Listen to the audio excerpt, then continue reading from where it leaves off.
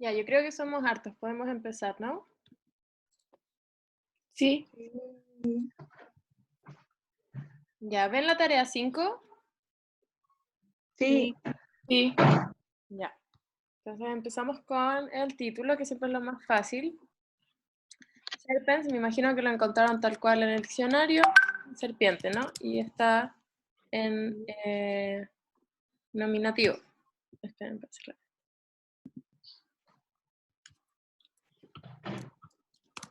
Serpiente está en nominativo y no hay que hacer mayor análisis gramatical porque no está dentro de una oración, entonces no va a estar cumpliendo ninguna función sintáctica. Podemos empezar al siguiente. Entonces, como siempre, ¿cuál de acá les parece que podría ser el verbo? Ambulante. Ambulan, ¿no? Ya van reconociendo un poco las terminaciones verbales, se les van haciendo más conocidas. Por ejemplo, acá, viendo ambulant, yo ya viendo esta terminación nt, solo viendo esa nt sé que es un verbo en plural, porque todos estos verbos que terminan en nt en el latín en general son plurales. Y de hecho, si se fijan, los verbos en plural en español también terminan en plural tercera persona, perdón, terminan en n. Entonces es herencia de eso. Y efectivamente, ambulant viene del verbo ambulo, que se podría traducir como pasear, andar o caminar, y es intransitivo y está en presente plural. Entonces, como tengo un verbo intransitivo, sé que no necesito objeto directo, sí necesito un sujeto, Y como lo tengo en tercera persona plural, sé que necesito un sujeto que sea plural. Esto puede ser un sustantivo que esté el sustantivo mismo en plural, o puede ser más de un sustantivo singular, pero que estén juntos dentro de una misma cajita. Entonces yo voy buscando acá y voy a encontrar Marcus et Cornelia. No sé si Marcus y Cornelia les habrá salido en el diccionario porque son nombres propios, pero igual son nombres propios que siguen las declinaciones del latín. O sea, Marcus se va a comportar como las palabras de la segunda declinación y Cornelia como las de la primera declinación.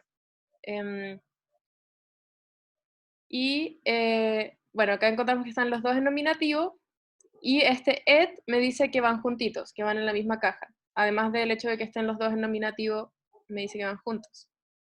Y están en nominativo, entonces yo ya sé que como son dos sustantivos juntos y están en nominativo, me funcionan como sujeto porque concuerdan con el verbo que es plural. Y de ahí me queda in horto, que ya viéndola se entiende que es una frase preposicional porque tiene esta preposición in, que es súper recurrente y la van a ver seguido.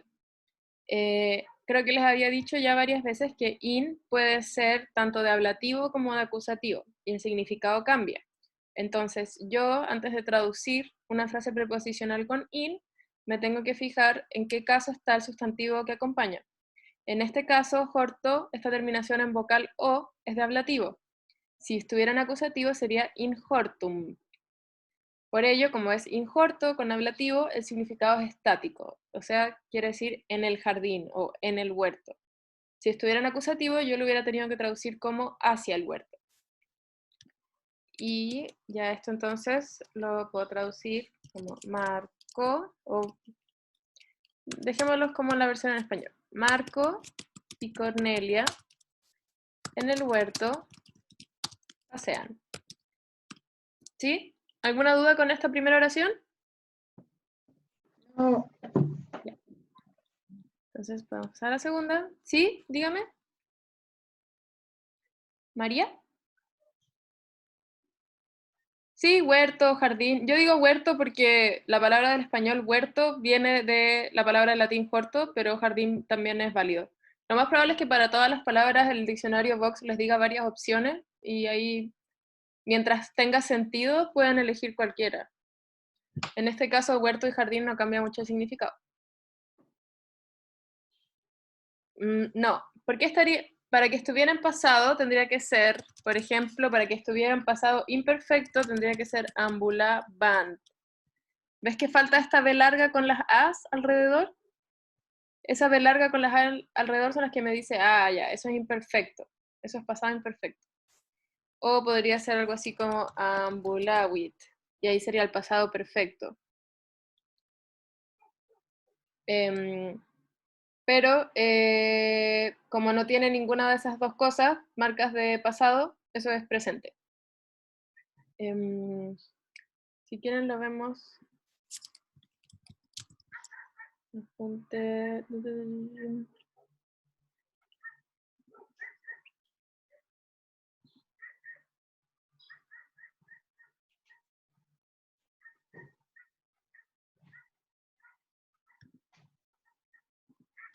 Ay.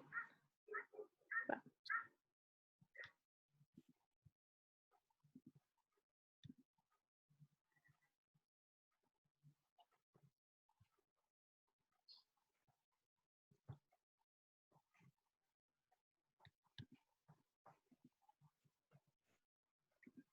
¿Ven el apunte ahí de gramática?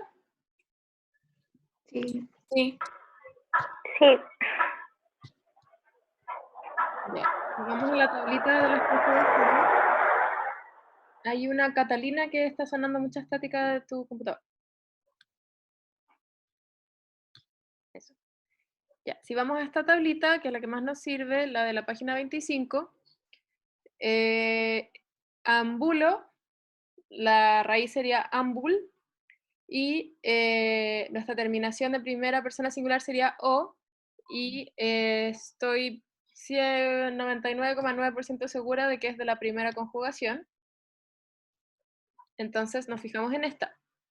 Si te fijas, como tenemos nuestra raíz ambul, y el resto que tenemos es ant, la única que me calza es esta, porque esta, si bien se parece, tiene una B larga entre en medio. O sea, no es ant, sino que es avant.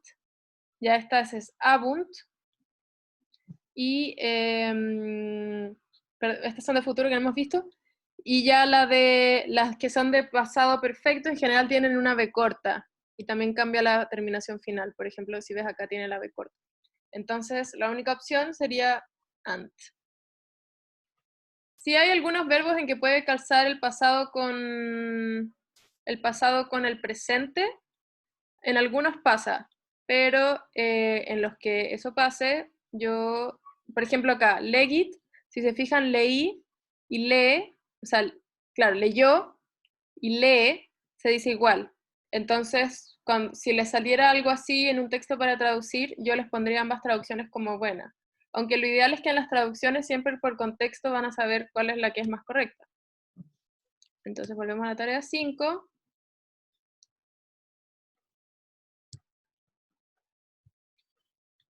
Y ya, entonces el apunte está en el Dropbox y en Ucampus, en ambas cosas. Ustedes lo tienen en PDF, creo, eso sí. Bueno, entonces seguimos con esta. Ya, en esta oración, ¿qué les puede parecer como verbo? Bidet y clamat. Muy bien, bidet y clamat. Esas terminaciones con T. Y, bueno, tenemos dos verbos, entonces tenemos que considerar los verbos de alguna forma por separado. Y ambos verbos... Ay, me silencié. ¿Me escuchan? Me silencié sin querer. Te escuchamos. Ya. Bidet es un verbo típicamente transitivo, si uno lo busca. Entonces, para bidet sé que voy a tener que necesitar objeto directo. Luego, clamat, que significa exclama, grita, ustedes pueden ver cómo traducirlo. Es un verbo que podría tener un objeto directo, pero también puede tener de alguna forma como objeto directo un diálogo, que es lo que vemos hacia acá. Entonces yo ya sé que clamat, lo más probable es que me vaya con este diálogo. Entonces lo que hay para acá nos lo vamos a fijar más con bidet, que yo sé que es un verbo transitivo y necesita un objeto directo, que es imposible que sea un diálogo, ¿verdad? Porque uno ve algo, uno no, bueno, difícil, sí, no va a ser un diálogo como en esta parte. Entonces Cornelia, lo tenemos que está en nominativo, no hay ninguna otra palabra acá en nominativo, entonces es mi sujeto porque además el verbo está en singular, tercera singular, entonces me calza perfecto. Luego súbito es un adverbio que significa súbitamente. Y encuentro acá serpentem, que es una palabra en acusativo y no tiene preposición ni nada. Y como está en un acusativo suelto y justo tengo un verbo que es transitivo, sé que es mi objeto directo. Y ya para vide tengo todo. Como acá estos dos verbos están unidos por et, eso básicamente me dice que tienen el mismo sujeto. Entonces Cornelia también va a ser el sujeto de clamat. Y ya clamat, como es un tipo de verbo de diálogo, sus funciones gramaticales las cumple el diálogo que viene, que está entre comillas, que me indica el diálogo, y por eso ahora pasamos a tener Marcus en una terminación de vocativo. Entonces todo esto son vocativos porque Cornelia está haciendo una apelación directa a Marcus y eso hace que el nombre Marcus cambie a Marque, porque pasa a estar en vocativo. Entonces, esto lo traduciríamos como Cornelia súbitamente una serpiente. Ustedes pueden reordenarlo para que quede más bonito en español, como prefieran. Súbitamente una serpiente ve y exclama: Marco, Marco. Perdón, soy súper mala con este teclado, todavía no lo sé usar bien. Ahí. ¿Hasta ahí está bien con esta oración? ¿Tienen alguna duda con esta? Profe, Sí, a la hora de traducir, da igual que uno ponga, por ejemplo, en exclama, poner gritar, no, eso no interfiere. mientras haga sentido. Y por ejemplo, no recuerdo bien qué dice el diccionario de clamat, pero estoy segura que sale exclamar, gritar, creo que también sale. Entonces ahí da lo mismo, mientras salga en el diccionario y haga sentido, no hay problema.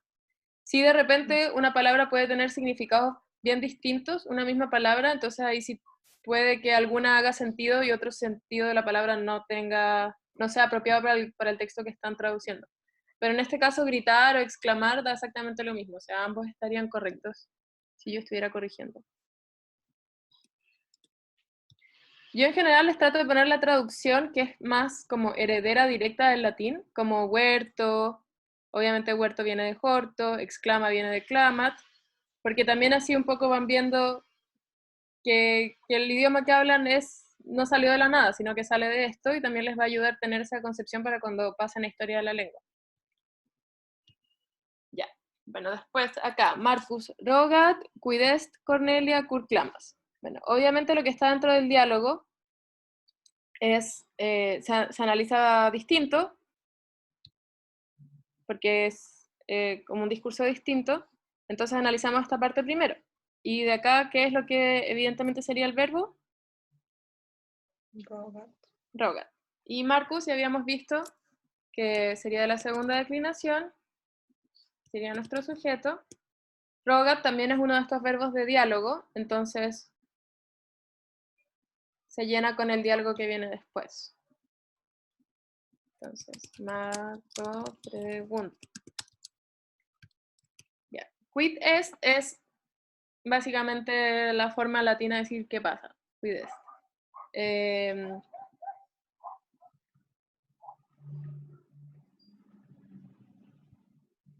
Perdón, es que estoy tratando de admitir a alguien y a veces se demora. Ahí. Ahora, en quid est obviamente tenemos un verbo copulativo, que nosotros lo traduciríamos como ser o estar. O sea, nosotros no decimos qué es, pero digamos que en latín la forma convencionalizada de decir qué pasa sería equivalente a decir en español qué es. Aquí es importante que vean cómo funcionan los pronombres interrogativos. Este pronombre interrogativo quid también está en nominativo, porque en este caso el pronombre interrogativo es el que está cumpliendo la función de sujeto, mejor pongámoslo así, de sujeto del verbo copulativo. O sea, los pronombres interrogativos en latín y en español también siempre están cumpliendo una función gramatical. Y por ejemplo, un pronombre interrogativo en latín eventualmente sí podría estar llenando la función gramatical de objeto directo. En ese caso, el pronombre interrogativo ya no sería quid, sino que agarraría una forma de acusativo. Eso le sale en la tablita. Sí, en la tablita hay una parte de pronombres interrogativos, la parte de pronombres, y ahí pueden ver cómo van cambiando según el caso, porque los pronombres en el fondo se comportan como sustantivos y también cambian según el caso gramatical, que tiene que ver con la función gramatical que cumple. Entonces, esto para hacerlo más exacto, que tenga sentido, lo pueden traducir simplemente como ¿qué pasa? Lo importante ahí es que ustedes tendrían que reconocer también que los pronombres interrogativos tienen caso y que el caso es el que les dice qué función están cumpliendo. ¿Qué pasa, Cornelia? En este caso, Cornelia, como ven que está separado por comas, está en vocativo. Lo que pasa es que Cornelia, como es de la primera declinación cambia súper poquito. Entonces, Mamá, ¿cómo? La primera declinación no cambia, o sea, el vocativo es igual al ablativo y es igual al nominativo. Pero en este caso, por el contexto, como está en un diálogo y está separado por comas, sabemos que es un Cornelia vocativo. Cur es la forma latina de decir por qué, y cur en el fondo está cumpliendo la función de un complemento circunstancial. Entonces no es como quid que agarra caso. Cur simplemente lo traducen como ¿por qué? ¿Por qué grita?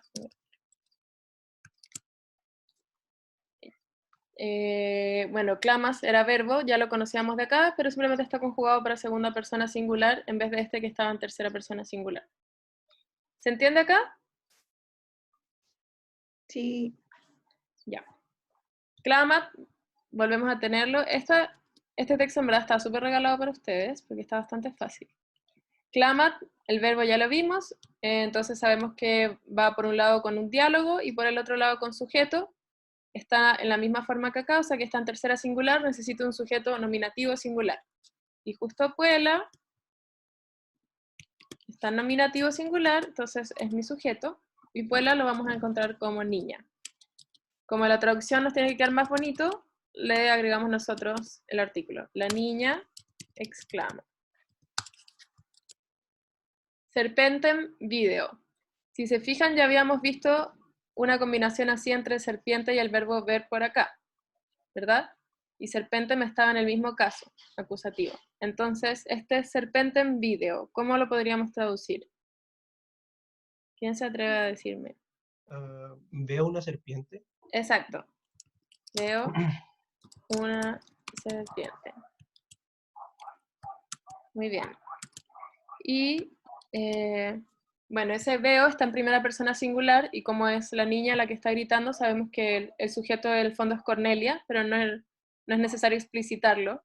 Por ejemplo, esta es una oración de sujeto tácito, porque ella no está diciendo yo veo una serpiente, simplemente dice veo una serpiente y no es necesario hacer explícito el sujeto. ¿Y qué nos quedaría entonces? Serpentem, ¿qué función gramatical estaría cumpliendo? Es un objeto. Es un objeto directo. Porque ya vimos que el verbo ver, video, es un verbo transitivo y me pide un objeto directo, y serpentem es la forma de serpens, que era nuestro título, pero en acusativo. Acusativo singular. Seguimos. Marcus Rogat. Ya habíamos tenido esto de Marcus Rogat, así que lo ponemos tal cual. Marco pregunta. Sabemos que este es el sujeto. Ya. Ubi también es un interrogativo, pero también es un interrogativo del tipo de cur, o sea, no agarra caso ni nada, porque más bien reemplaza un complemento circunstancial, donde serpentem vides, vemos que es exactamente lo mismo, pero el sujeto del verbo cambia, pasa de ser de primera persona singular a segunda persona singular y sigue en el mismo tiempo, en presente. Donde una serpiente, o bueno, ya sabemos que es donde a la serpiente ves. Y sabemos que este serpentem en acusativo es mi objeto directo. Cornelia, ya lo sabemos que está en nominativo. Y de acá serpentem indica, ¿cuál es mi verbo obviamente? Indica. Indicar. Y indica en el diccionario, o indico en el diccionario, nos va a decir que es transitivo. Entonces serpentem, nuevamente tengo mi acusativo, y sé que es mi objeto directo porque tengo un verbo transitivo, y acá mi sujeto. Entonces, Cornelia significa lo mismo que en español, indica a la serpiente.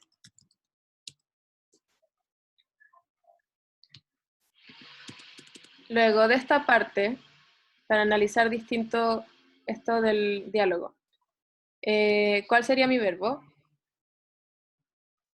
Claman.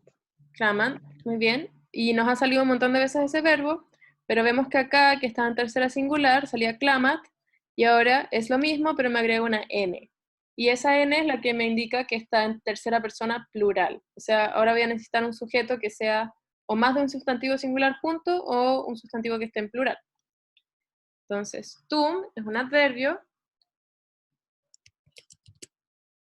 traducimos como entonces, y puer, et puela, tanto puer como puela los vamos a encontrar que están en nominativo, y el et es la conjunción que los une. Y esto me dice que calzan con el verbo claman porque están en plural, y los dejo como mi sujeto. Puer ya lo habíamos visto, creo que en la prueba salía, el niño y la niña exclaman. Ahora lo tengo en plural.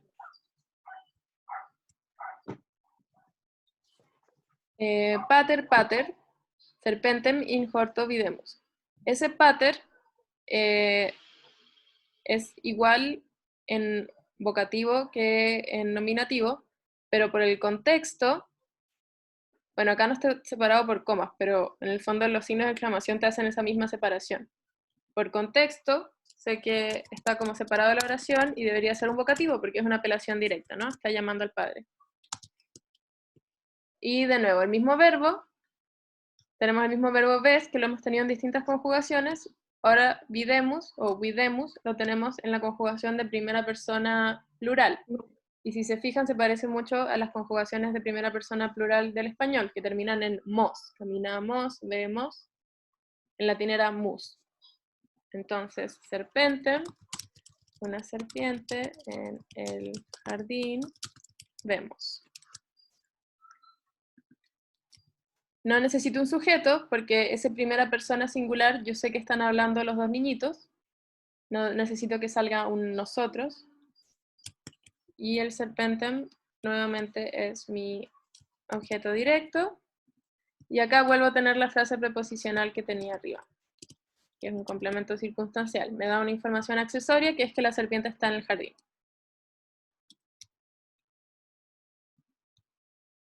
¿Alguna duda hasta acá?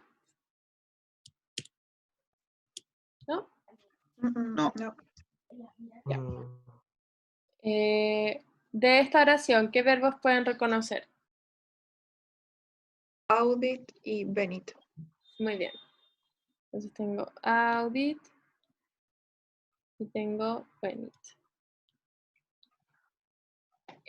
Audit es transitivo, mientras que venit no es transitivo.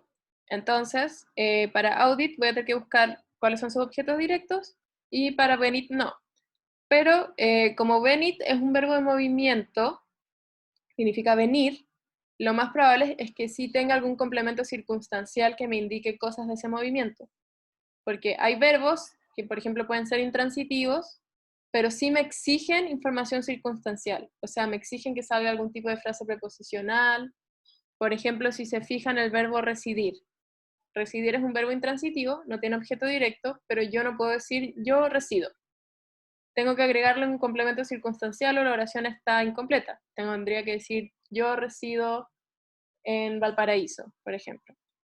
Hay verbos de ese tipo. Por ejemplo, los verbos de movimiento normalmente te exigen eso, que haya información circunstancial del lugar al que vas, etc.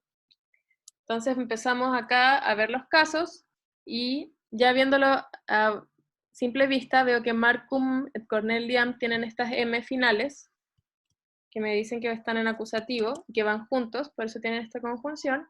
Y esta vez pater, que es singular, me calza con los dos verbos, sería mi sujeto y está en nominativo.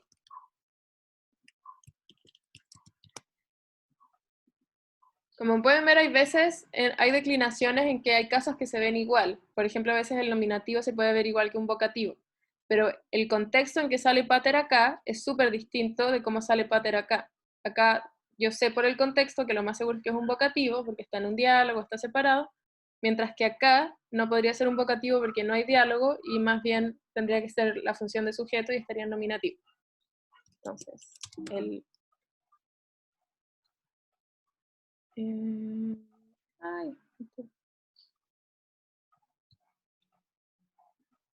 me ven todavía, creo que se va a acabar la reunión. Bueno, si se acaba, les mando otro link, ¿ya?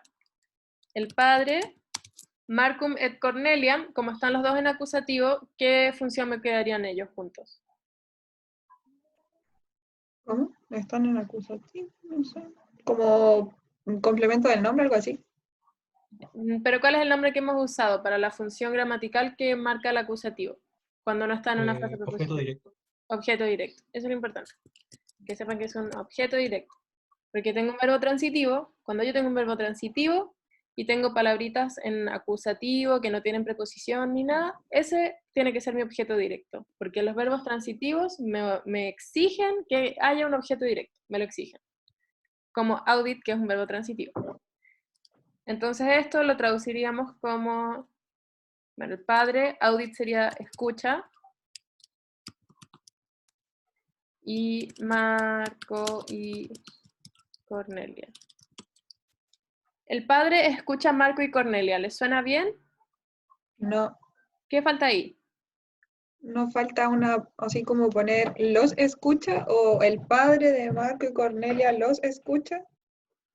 Pero ahí estaría utilizando un pronombre, y en el original en latín no hay pronombre, entonces ahí ya sería cambiarlo mucho. ¿Qué otra solución podría buscar para que me suene más normal esto en español? El padre Una escucha a preposición. Marco y Cornelia. A Marco y Cornelia, exacto. Entonces, si se fijan, el español también tiene esta forma de marcar objetos directos. Cuando el objeto directo en español es una persona humana, como Marco y Cornelia, el español me obliga a poner una A. Me obliga, porque eso también es una forma de marcación de caso. O sea, el español, si yo estoy hablando, por eso suena raro decir, el padre escucha Marco y Cornelia sin la A. Suena raro porque uno no entiende las funciones gramaticales, no entiende quién escucha a quién. En cambio, apenas yo pongo la A, ya todo me suena mejor porque puedo entender que el padre es el que ejerce la acción y Marco y Cornelia son el objeto directo de esa acción. Y todo eso me indica la A. En cambio, en el latín no estaba esa A, pero estaba la terminación de acusativo, las M. Y bueno, para traducirlo tendría que dejarlo así. El padre escucha a Marco y Cornelia. Lo que había dicho la compañera del padre de Marco y Cornelia los escucha es una oración gramatical, es una oración correcta en español, pero ya sería cambiar demasiado la oración original que yo estoy traduciendo. Entonces la idea es traducir la oración en latín lo más fiel posible a como es, pero adaptándola para que quede bien armada la oración en español. Bueno, tengo ed, que es una conjunción, quito, tengo un adverbio. Abismo sordo de tu ausencia, querida, ¿no es cierto? José, ¿te suena el computador? ¿Qué fue eso? Era como una misa. Padre, escucha a Marco y Cornelia y rápidamente vamos a traducir venir primero, viene, y ahora tenemos in hortum. ¿Se acuerdan que les había dicho de esta frase preposicional? Y nos había salido 2 veces in horto, en el jardín. Pero si se fijan, ¿cuál es la diferencia entre in horto y in hortum? ¿Qué diferencia hay entre esto y esto? Que uno es tan acusativo y el otro no. Claro, este horto está en ablativo, mientras que en este hortum está en acusativo. Es Con la como hasta preposición. dónde llega, algo así. Claro, exacto. Cuando es en ablativo, el significado es estático, lo traduzco como en nomás, pero cuando es acusativo, claro, me indica más bien una dirección. Y yo lo traduzco como hacia el jardín. Pero ven que es la misma preposición, la misma palabra, pero el puro caso me indica un cambio de significado bastante grande. Acá es un significado estático y acá es un significado de dirección, de movimiento. Bueno, y esto sería una frase preposicional, complemento circunstancial. Bueno, rogat lo hemos visto un montón de veces, y obviamente se refiere al padre, porque hemos estado todo el rato hablando del padre. Pregunta. Ubim serpentem videtis Marque et Cornelia. Ubi es ¿dónde? Serpentem, si tengo de nuevo el verbo video, videtis, pues va al jardín sería la traducción si fuera el verbo fuit. Porque va al jardín viene del verbo ir y esto viene del verbo venir, que pueden confundirse, a veces suenan parecidos, pero es lo mismo que en español, o sea, es como el mismo verbo de moverse de un lugar a otro, pero uno, la dirección es como que vienes de allá hacia acá y el otro implica que vienes de acá, vas de acá hacia allá. Es como una diferencia nomás en hacia dónde apunta la flecha. Bueno, acá, ¿dónde? Serpentem videtis, tenemos el mismo verbo que hemos visto todo el rato, pero ¿en qué estaría conjugado este, que es el verbo ver? ¿En qué persona estaría conjugado? En segunda. En Plural. segunda, singular o plural. Plural. Plural porque él está hablando a los 2 chicos. Y obviamente Market Cornelia va separado en comas porque es un diálogo y es un vocativo. Les está apelando a ellos, les está haciendo una pregunta directa. ¿Dónde ven una serpiente Marco y Cornelia? como hemos dicho todo el rato que el verbo ver o video es transitivo, serpentem, ¿de qué me quedaría serpentem? Objeto directo. Me llenaría mi función de objeto directo. Eso es lo importante, siempre tienen un verbo transitivo, ¿cuál es mi objeto directo? Y ahí buscar qué palabra tengo en acusativo para que me llene mi cajita de objeto directo. Y ya la última, set es un adverbio, pero, y nuevamente tengo el mismo verbo video, pero lo tengo con otra conjugación. ¿Qué conjugación es esa? En este caso, didn't. ¿Está conjugado para qué? ¿Qué persona y qué número? Tercera plural. Tercera plural, exacto. ¿No puede ser la serpiente más una serpiente? Ah, sí, tienes razón. Bueno, ahí más o menos uno puede elegir. Como acá ya han hablado todo el rato de que hay una serpiente, ya es una serpiente determinada, entonces podrías dejarlo como la serpiente, está bien. Claro, acá está en tercera persona plural, entonces necesito un sujeto nominativo que calce con que sea tercera persona plural. Y nuevamente nos aparece pueret, puela, que ya habíamos visto que estaba en nominativo, y como son dos sustantivos singulares juntos, me calza para que sea plural, y ya sé que es mi sujeto, el niño y la niña. Serpentem, bueno, ya lo hemos visto varias veces, que es serpens en acusativo, con este verbo me queda como mi objeto directo, pero el niño y la niña, a la serpiente, y de acá tengo dos adverbios. Literal, yo tendría que poner, pero el niño y la niña, la serpiente, no, ya ven. Pero como eso suena raro en español, yo le cambio el orden, ya no ven. Y me queda la última oración. Serpens jam procul est. Serpens habíamos visto que era serpiente en nominativo. ¿Y qué verbo tengo acá? Es, o sea, hacer esto. Es un verbo copulativo. O esta, no sé. Esta. Es un verbo copulativo y está en tercera singular. Entonces serpens, que está nominativo, me calza perfecto para ser el sujeto. Jam es el mismo adverbio que vimos recién, que significa ya. Y procul también es un adverbio que significa lejos. Entonces lo dejo como la serpiente ya lejos. Y me parece que en español ahí nosotros diríamos está. La serpiente ya lejos está. ¿Y listo? Ahí ya tendría mi traducción y mi análisis gramatical. ¿Se entiende? Sí.